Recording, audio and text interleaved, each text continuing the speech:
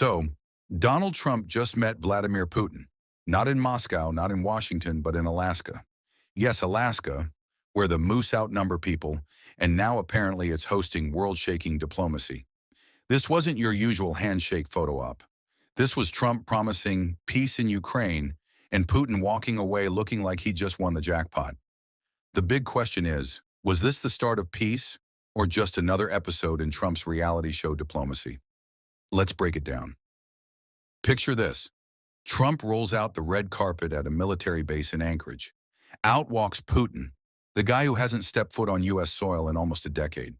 Cameras are flashing, they shake hands, they smile like old friends meeting at a reunion.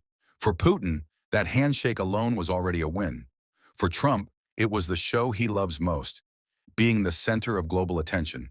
Now officially, this meeting was about peace in Ukraine. Sounds noble, right? But here's the twist. Instead of demanding an immediate ceasefire like he promised on the campaign trail, Trump suddenly changes the script.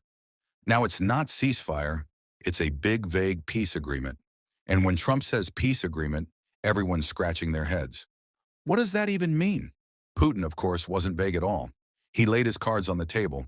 Ukraine should give up Donetsk, maybe Luhansk too, and in return, Russia will stop moving the front lines. Translation: we keep what we stole, and you call it peace. For Putin, that's the deal of a lifetime. For Ukraine, it's like being told to hand over your wallet and be grateful the robber didn't take your shoes too. Trump walked out saying the meeting was productive, but admitted there was no deal. Still, the optics were brutal. Putin gets to look like a statesman back on the world stage, while Trump looks like he's leaning toward Moscow's playbook. American critics said Trump gave Putin a propaganda win for free. Russian state TV, oh, they loved it. Nonstop coverage, all smiles, all, Mother Russia's back. The biggest mystery now is Trump's so-called peace agreement. Nobody knows what it actually means. Is it code for pressuring Ukraine into giving up territory? Is it a setup for lifting sanctions? Or is it just classic Trump? Big words, no details. Wait for the next tweet.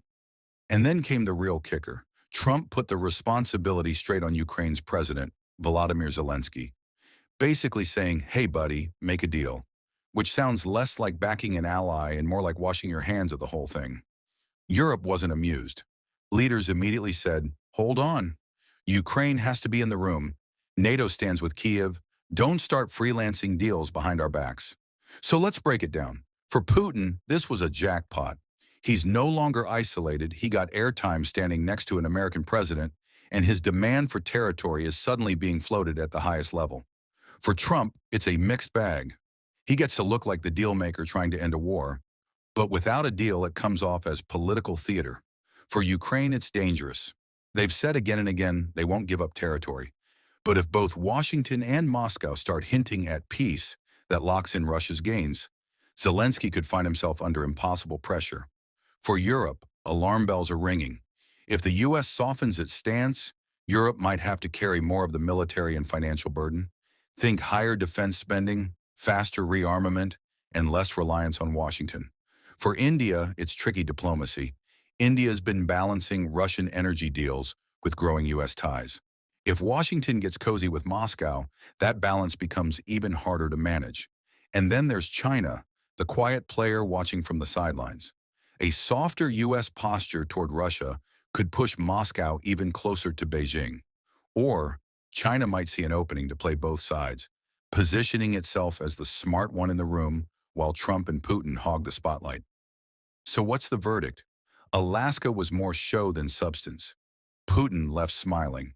Trump left talking. The world was left guessing. And Ukraine, well, Ukraine was left out of the room where the decisions about its future are being discussed. In other words, this wasn't a peace breakthrough. It was Act One of a much bigger geopolitical drama. And something tells me this script is far from over.